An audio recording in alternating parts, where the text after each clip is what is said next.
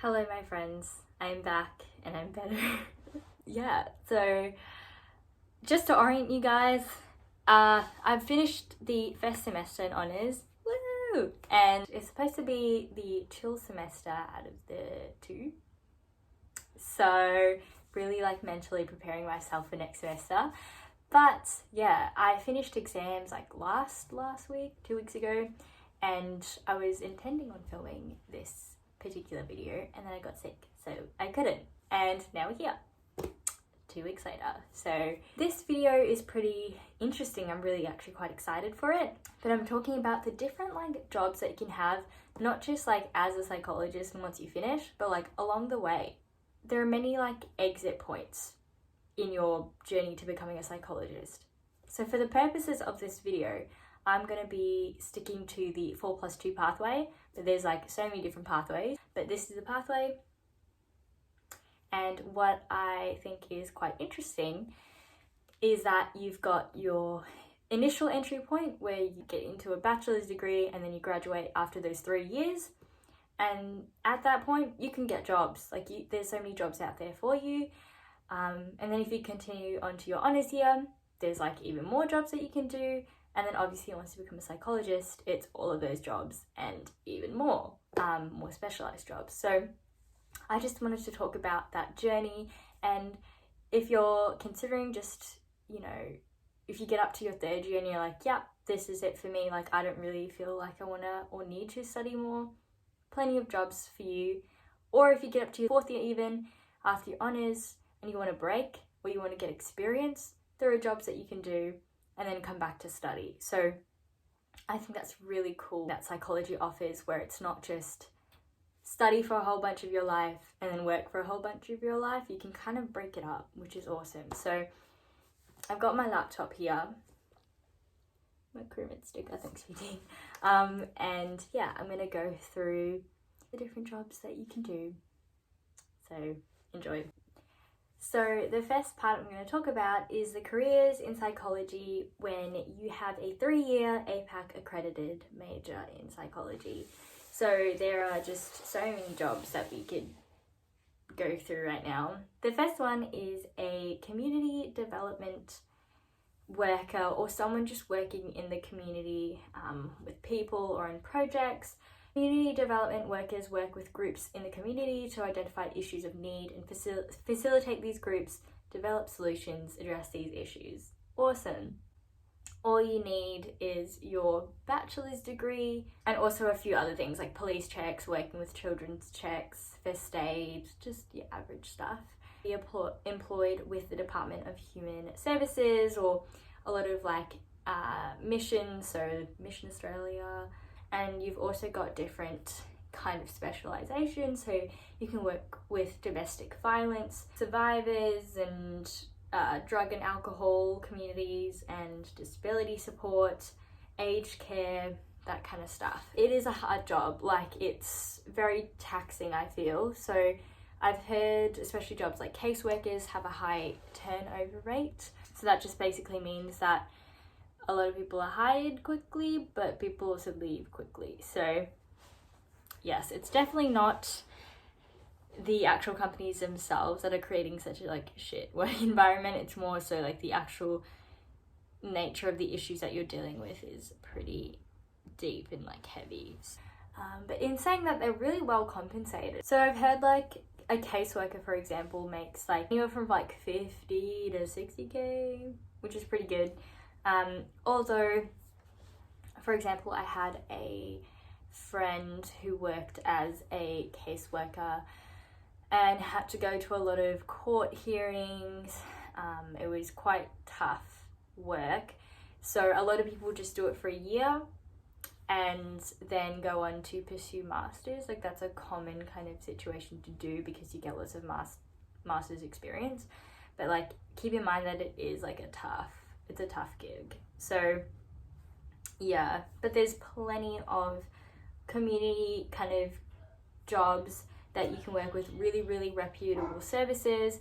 If you're working with a DHSS particularly, they have really, really great salaries. Ignore my dog. Salaries and salary packaging, and just a really great job to work, to be honest. So That's good to keep in mind. Another possibility is as a HR assistant, or even you can get into HR. I worked as a HR assistant actually. I did like an internship there, and then I actually worked there as a HR assistant.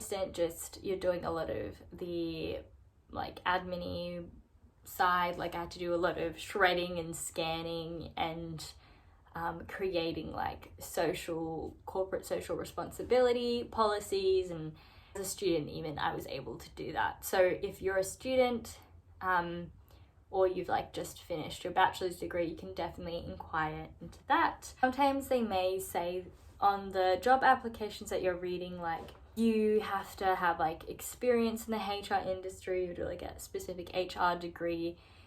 You don't have to meet all the requirements to apply for a job. Yes, like basic qualifications, like if you're a psychologist, you have to have a psychology degree and registration, cool.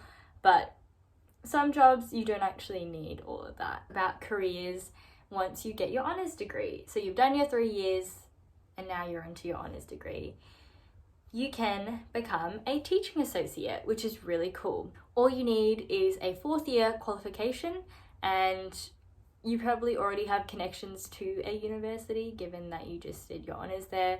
So you can mark assignments, you can teach undergraduate programs. So I know a lot of 4th year graduates were my first year tutors, and a lot of my friends are now teaching associates.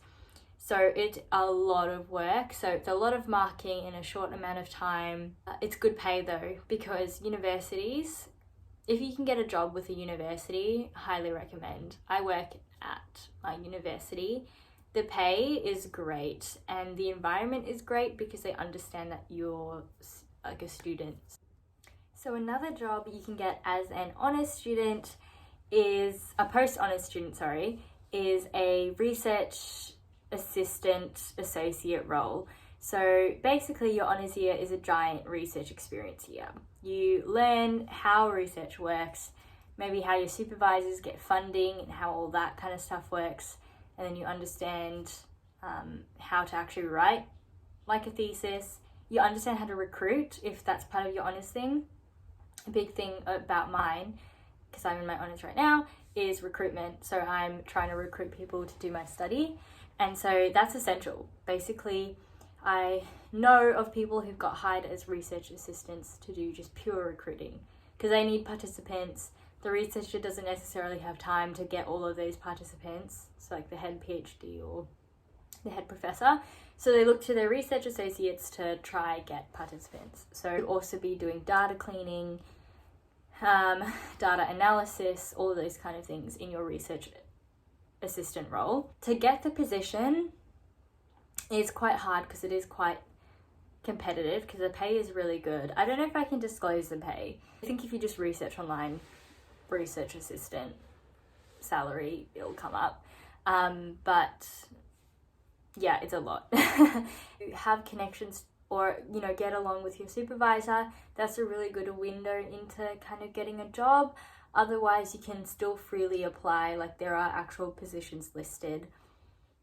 There might be like specific job listing websites, if that makes sense. So that it's only open to like the specific uni student. So have a look if your uni has that. Monash has the career gateways, I believe.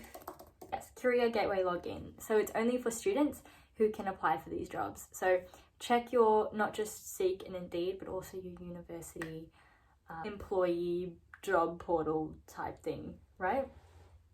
So those are 2 really good jobs you can get from being an honours student, teaching associate and research assistant. I also know friends who've gone into like random places, like gone into finance and just completely random stuff. So really you can pretty much do any job because you've got that like statistical experience. And finally, as a registered psychologist, so once you finish your master's, you can obviously become a psychologist.